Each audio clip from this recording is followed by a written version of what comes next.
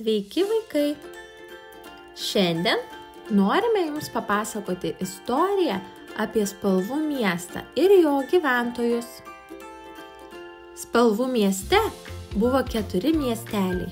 Kiekvienas iš jų turėjo savo gyventojus ir savo taisykles. Pirmasis miestelis buvo Raudonasis. Jame viskas buvo raudona. Raudona mokykla, raudona parduotuvė, raudoni žmonės ir netgi raudoni jų augintiniai. Žmonės ten priimdavo tik kitus raudonus žmonės ir nenorėjo matyti jokių kitų spalvų savo mieste. Mėlynajame miestelyje gyveno mėlyni žmonės. Jie eidavo į mėlyną mokyklą, žiūrėdavo mėlynus filmus ir valgydavo mėlyną maistą. Ten žmonės draugavo tik su kitais mėlynais žmonėmis ir nemėgo jokių kitų spalvų. Kitas miestelis buvo žaliųjų žmonių. Jie dėvėjo tik žalius drabužius, statė žalius pastatus ir vaikų žaidimų aikšteles ir valgydavo žalią sriubą. Žalia spalva jiems buvo viena mėgstamiausių, kitų spalvų jie nenorėjo matyti. O geltonajame miestelėje žmonės spindėjo lyg saulės spinduliai. Plaukiojo geltonais laiveliais ir grožėjosi geltonais medžiais. Geltona buvo jų mėgstamiausia spalva ir kitų spalvų jie į savo miestelį nepriėmė. Vieną šiltą vasaros dieną į Spalvų miestą atsikraustė nauja gyventoja Svajūnė. Iš pradžių visų spalvotų miestelių žmonės atėjo pasitikti naujosios gyventojos. Visi jie tikėjosi, kad ji bus jų spalvos ir jie galės ją priimti į savo miestą. Tačiau pamatę naują gyventoją Svajūnę, visi spalvoti gyventojai nustebo. Svajūnė buvo visų skirtingų spalvų ir netiko nei į vieną miestą. Svajūnė buvo mėlyna, raudona, oranžinė ir netiko nei vieno spalvoto miestelio taisyklėms. Raudonojo miesto gyventoja sako: "Tu nepakankamai raudona, kad būtum su mumis."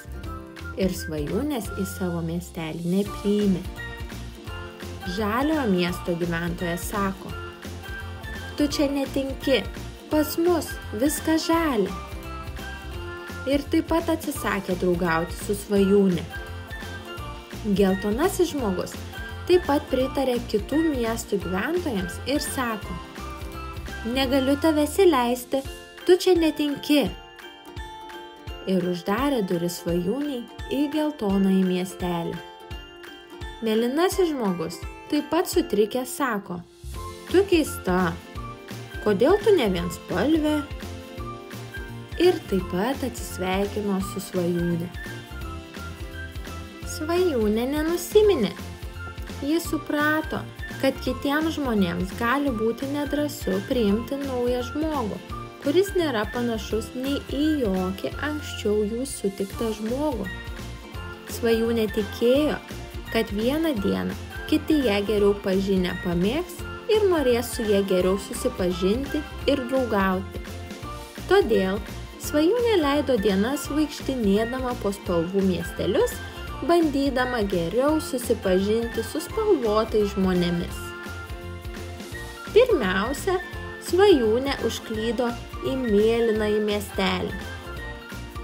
Ten ji pamatė mėlynių žaidžiantį su kamuoliu. Jis, nepastebėjęs Svajūnės, metė kamuolį į visas puses ir vienu metu jis įstrigo aukštai medyje. Svajūnė pamatė, kad mėlynius nuliūdo, nes niekaip nepavyko pasiekti kamuolio. Svajūnė priėjo prie mėlyniaus ir pasiūlė savo pagalbą. Iš pradžių mėlynius nenorėjo jos priimti, tačiau Svajūnė nepasidavė. Svajūnė išėmė kamuolį iš medžio ir perdavė jį mėlyniui. Mėlynius be galo apsidžiaugė. Ačiū tau, Svajūne, kokia tu gera draugė, kad man padėjai. Mėlynius pakvietė Svajūnę rytoj atvykti į mėlyną miestą ir pažaisti su kamuoliu. Svajūnė sutiko ir apsidžiaugė, kad turi naują draugą. Svajūnė toliau vaikščiojo miesto gatvėmis ir užsuko į žaliąjį miestelį. Jame pamatė žaliukę sodinančią augalus ir su kastuvu kasančią duobę. Vienu metu pasigirdo trakšt. Svajūnė pamatė, kad žaliukės kastuvas perlūžo. Priėjusi arčiau žaliukės, Svajūnė sako: leisk man, aš galiu sutaisyti tavo kastuvą. Žaliukė buvo tokia nusiminusi ir liūdna, kad daugiau negalvojusi, priėmė Svajūnės pagalbą ir atidavė jai sulūžusi kastuvą. Svajūnė nusinešė kastuvą sutaisyti. Ilgai netrukus Svajūnė sugrįžo pas vis dar liūdinčią žaliukę. Kastuvas atrodė lyg naujas. Svajūnė perdavė jį žaliukiai ir iškart pasimatė šypsena jo žaliame veide. Žaliukė padėkojo Svajūnei. Ačiū tau, Svajūne, tu išgelbėjai mūsų miestelio augalus. Esi visada čia laukiama, iki pasimatymo. Svajūnė apsidžiaugė, kad susirado dar vieną naują draugę. Po žaliojo miestelio Svajūnė keliavo pro raudonąjį miestelį ir ten pamatė raudonėlę, žiūrinčią į nuvytusį augalą ir verkiančią. Svajūnė sunerimo. Priėjusi prie raudonėlės, Svajūnė sako: gal galime tavo augalą palaistyti ir patręšti? Manau, kad tuomet jis akimirksniu atsigaus. Raudonėlė minutėlę suabejojo, ar nori pagalbos iš nepažįstamosios Svajūnės, bet labai norėjo pabandyti atgaivinti savo augalą, todėl sutiko priimti pagalbą. Svajūnė ir raudonėlė palaistė augalą, papureno žemę ir įdėjo šiek tiek trąšų. Palaukusios valandėlę mergaitės pamatė, kad augalas iškart sužydo ryškiausiomis spalvomis. Abi mergaitės labai apsidžiaugė. Raudonėlė apkabino Svajūnę ir sako: labai tau ačiū, Svajūne, tu tikra draugė. Svajūnei buvo gera padėti ir žinoma, ji apsidžiaugė, kad rado dar vieną naują draugę. Beeidama namo, Svajūnė turėjo praeiti pro geltonąjį miestą.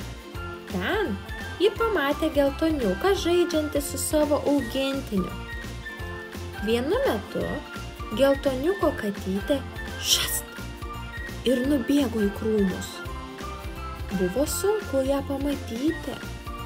Geltoniukas labai išsigando. Nenorėjo, kad jo katytė pasimestų ir nerastų kelio namo. Svajūnė pagalvojo, kad galėtų padėti geltoniukui. Svajūnė atsinešė gražiai skambantį spalvotą žaisliuką ir pasiūlė geltoniukui juo pasinaudoti, kad parviliotų katytę namo. Geltoniukas priėmė pagalbą, nes norėjo greičiau rasti savo katytę. Ir Svajūnė, ir geltoniukas mojavo spalvinga lazdele. Svajūnė priėjo arčiau prie katytės. Geltoniukas taip pat priėjo arčiau. Katytė susidomėjo žaisliuku ir priėjo prie draugų. Pamačiusi savo šeimininką, geltoniuką, katytė šoko jam į rankas, nes buvo jo pasiilgusi.